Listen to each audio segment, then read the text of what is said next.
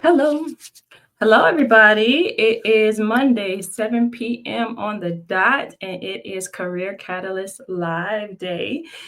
Today is the day where I give y'all my insider tips for job seekers to make your search a whole lot easier than what it's probably been. And I know because you've asked me questions, I know because I've talked to some of you all, and I know it's harder than it's got to be only because you don't have these tidbits and pieces of information. So, Career Catalyst Live is where I give you this information. Where do I get it from? How do I know this stuff?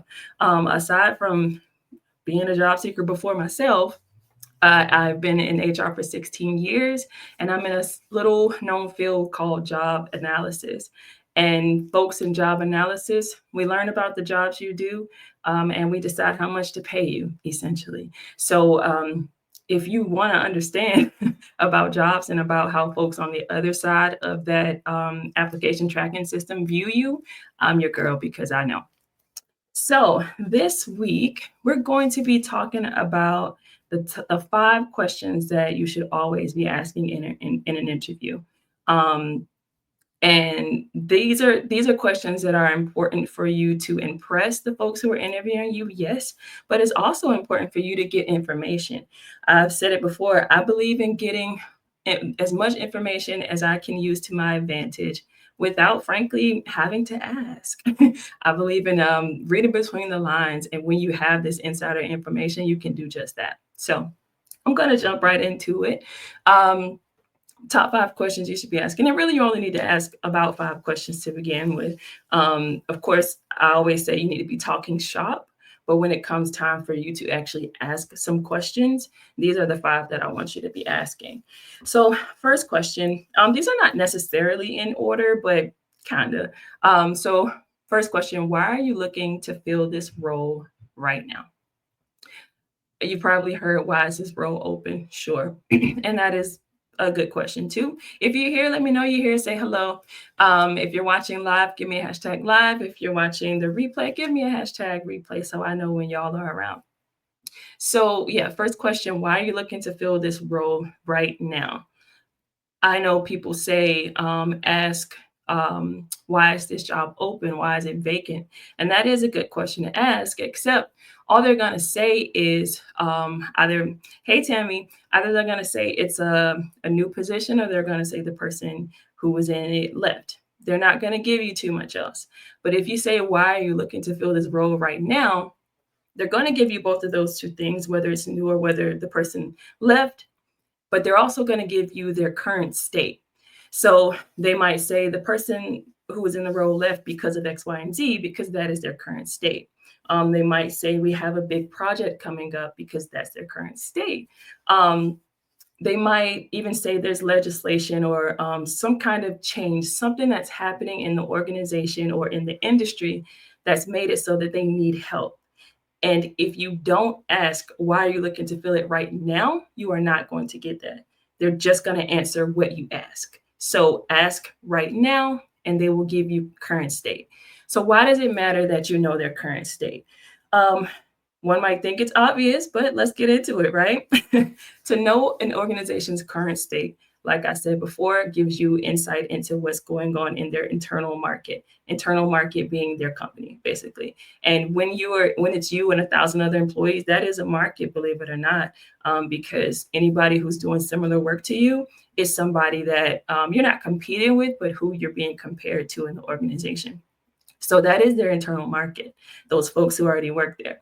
So if you're getting insider information about what's happening right now, that is telling you a few things. It's telling you what problems you might have to look forward to when you get there. And I'm talking about like work related problems, right? So challenges that they have, opportunities to improve things. Um, and if you know what's going on right now, then you can become a more immediate solution for them. I don't want $1 million in 5 years. I would prefer $1 million right now. And so that's what you have to think about when they give you that right now need. Now you can speak to, even in the continuing conversation in your thank you notes, even if you go and update your LinkedIn profile, you can start to show how you're that right now solution. Because as I always say, and I always say, as I always say, but I always say it, right? You need to be their right now solution, right person in the right job at the right time. So this is going to help you do that. Okay. So first question, why are you looking to fill this role right now? Do not ask, why is it open? Do not ask, why is it vacant? Say, why are you looking to fill it right now? Because that'll let you know what's going on right now. All right. So the second question, why have you stayed here? Why have you stayed at this company? How long have you been here? Why have you stayed? You don't even have to ask how long you've been here, but I would say, why have you stayed here? This is a cultural question without asking about culture. People always say, oh, what is the company culture here? And this is where people proceed to lie. I'll just be honest with you. People, when you say culture, their mind starts to invent. Their mind starts to come up with words, right? That we all associate with culture, but may not necessarily be true in that organization, because at the end of the day, they're trying to impress you just as much as you're trying to impress them. Okay, so do not say culture unless you don't want to get the truth. Say, why have you stayed here? From asking this question, you can figure out several things. You can figure out how long each person's been on this, in this role or at the company, right? So say somebody's been there. I've seen people 30 years in interviews, right? And so now you get to say, oh my goodness. And because they've been there 30 years, they want to talk to you more. They want to give you information. They want to give you insight. And this is definitely a moment where you want to pay attention. This is a great question to ask in like a panel interview, because you want to start paying attention to everybody's reaction. If they're smiling, if they're attentive, if they're paying attention, then whatever that person is saying, who's been there a long time, or even who's new, it'll begin to show you, okay, so these people, they like the person who's been here a long time. That's not a 30-year bully, right? That's somebody who is respected, who is sharing knowledge in the organization, and that's a good sign. But you won't know that unless you ask that question, right? It can also let you figure out what progression is like, because once you start asking people about their career or their tenure in that company, they start to say, oh, well, I started over here, and then I moved over there, and then I grew to this position, right? And some people might stay in the same role for a long time. That's not unheard of. But asking them about themselves from the jump, or at least from the time where you have the floor, you're able to figure that out. So if several people in the panel have moved around in the same organization, then that tells you that there is most likely growth available in this organization.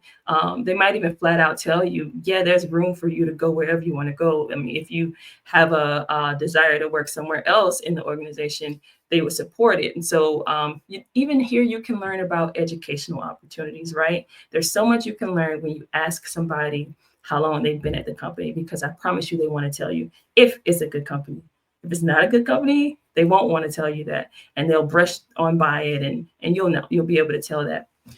So number 3, what are the attributes of a successful blank on your team? Blank is the title. So if your title is computer scientist, you'll say, what are the attributes of a successful computer scientist?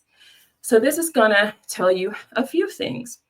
It's going to tell you what hard skills they want, so technical skills. They'll tell you what those technical skills are, and they will tell you what the soft skills are. You will not have to ask. You will not say, what are the soft skills you need to be a computer scientist on this team? If you ask what are the attributes of a successful computer scientist, they will tell you both the technical skills and the soft skills, because that is what it takes to be successful according to them. And what according to them is the important part. That's the main part. Whatever you thought it was before does not necessarily matter, because they are now telling you, in order for me to believe you can be successful in this job, I need you to show me these things. And you never had to ask for that. They won't even sugarcoat it to make it apply better to you, because you ask them what it takes to be successful on their team. Okay. So when you ask that question, be listening for skills, be listening for the technical skills that you may or may not already have, and for the soft skills that you can work into the conversation. Because, like I said, even after you ask these questions, it is a two-way street. You are not, please don't, at least if you listen to me at all, if you listen to anything I say at all, do not just throw out a question, receive a response, then throw out your next question. You need to be having a conversation with the interviewer so that they know you are engaged and so that you can get more information. Okay. So when you ask that question, take that opportunity to say, oh, that's awesome, because in my job or in whatever role or whenever, even if it's a volunteer opportunity that you're talking about, or a volunteer role that you've had, oh yes, in that role I did X, Y, and Z. So it's awesome that that's something you need on your team. Now you've just said again, even if you haven't said it before, if you're here live, give me a hashtag live. If you're here watching the replay, give me a hashtag replay. I see some of you jumping in, so just let me know you're here. But if you take that chance to let them give you those skills they're looking for, then you can give them back. You don't have to go down the list of things they've said, but pick out a few, preferably the most important, which will likely be the first ones they say, and respond and say, great, I did this in whatever job. So it's awesome that that's something that you need. Hey, Cochran. And that'll not only give you information about what they want. Hey, Alina, but it'll help them to understand that you have that skill when you say it. Okay. So next question. This is question number 4. What is your process for doing blank? And this is going to be something that is essential to the work. So you are the expert in your field. And presumably, if this company has any sense, somebody on the panel will also be an expert in your field, or somebody who is engrossed in it, right? And so when you ask, what is your process for doing X, something that is essential to this work, it's going to give you a lot of information about not just the corporate culture, but the working culture of this team and of this company. Because depending on where you are, the culture of the company will dictate the culture of the team, the work culture of the team, and vice versa, especially for folks who work in HR. What your group's processes are will impact the company too. So it gives you information about all of those things. Excuse me. But it tells you where their process gaps are, right? So if I say, what is your process for, again, I'm a computer scientist in my head, right? What is your process for standing up a piece of software or something, or an app? They're going to give you their process, and then you are going to be working through as the expert to figure out, is that a good solution? Is there a gap somewhere in here? Is that best practice? Is there somewhere that I can place myself to make this process easier?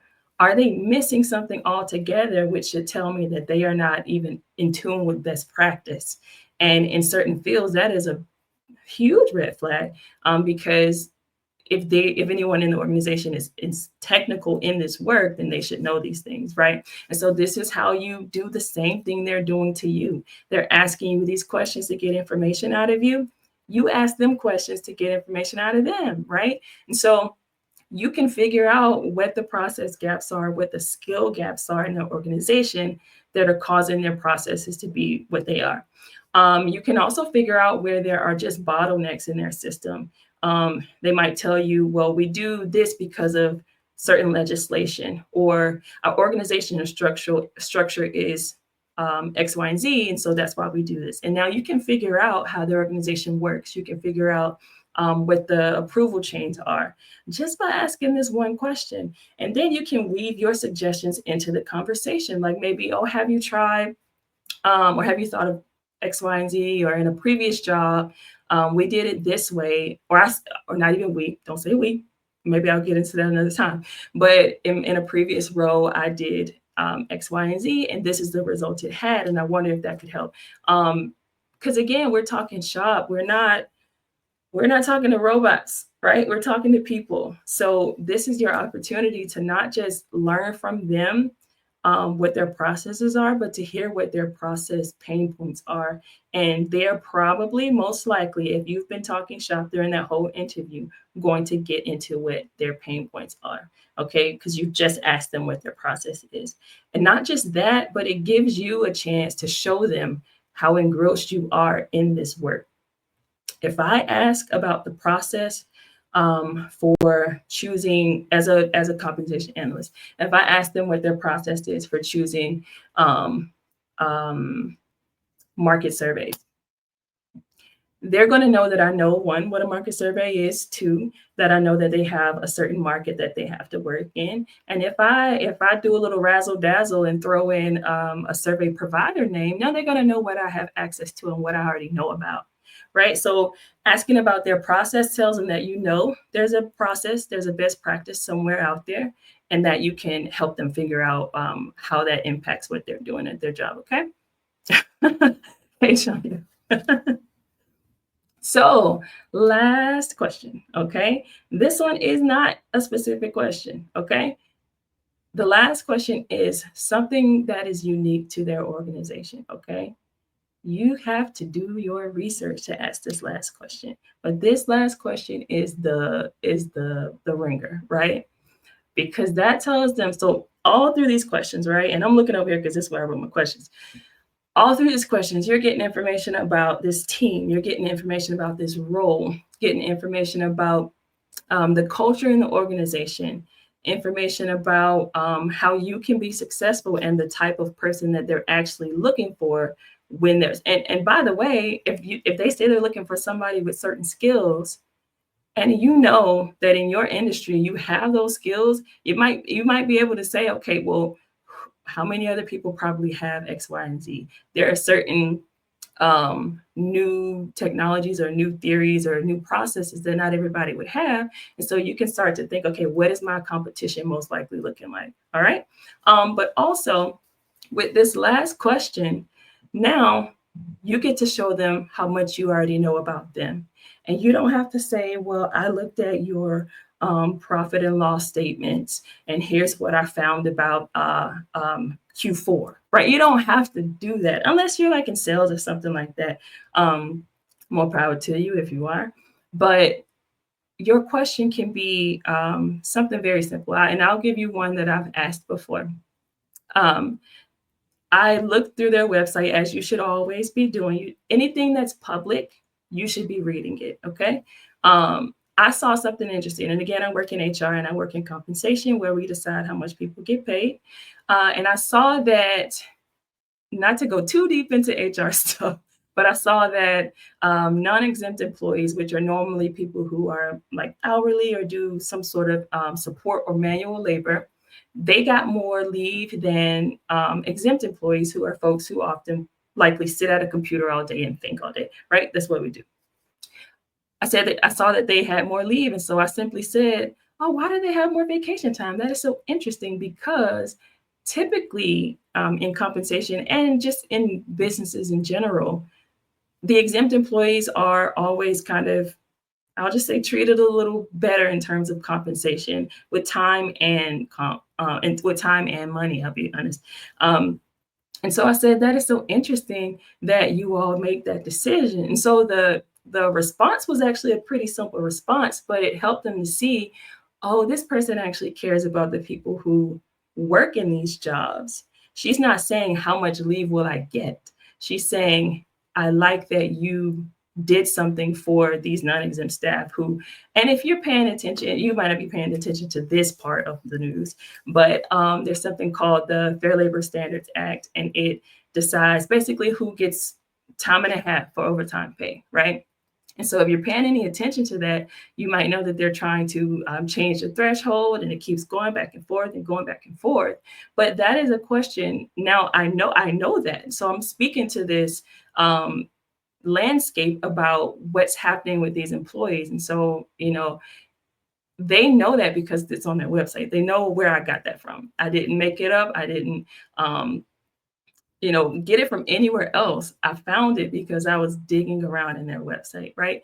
And so that was helpful because they realized not only do I pay attention and read and research, but I actually know what's going on in this field.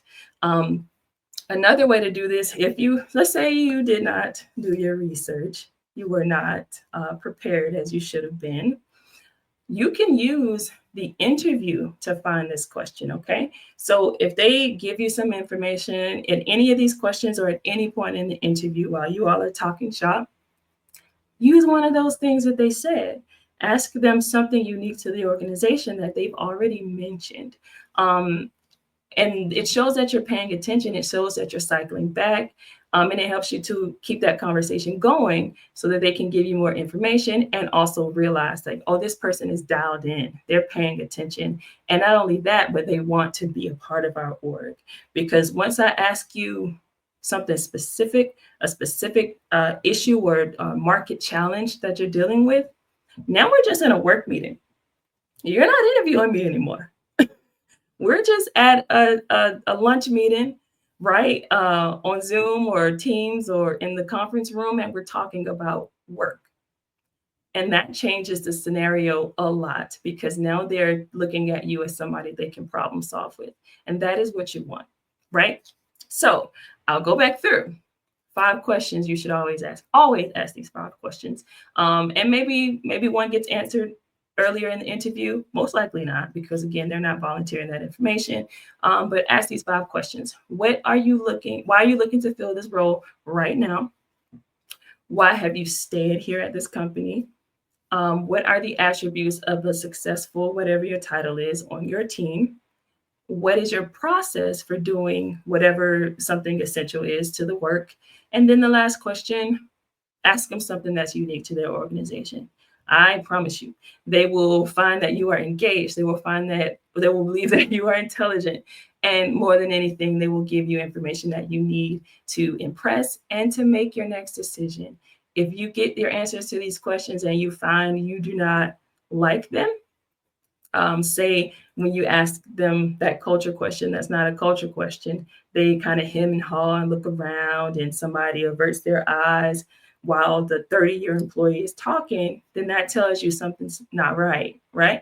If they tell you their process for job class, or if they tell you the process for computer science or for creating an application and they don't have a requirement stage, that should give you pause, right? Because you need that to make a good application, right? So if any of these questions um, yield information that you don't vibe with, then that informs your next decision. Even if you get the next interview, and say you just want to take the next interview, if that happens, then you can get further clarification. You can do it again in the next interview.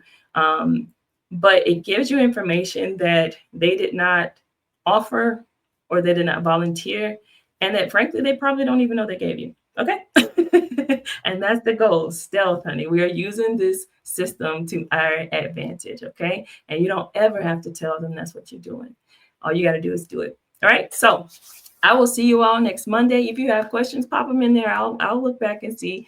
But otherwise, I'll see y'all next Monday. Thank you all so much for joining, and I'll see y'all. Bye.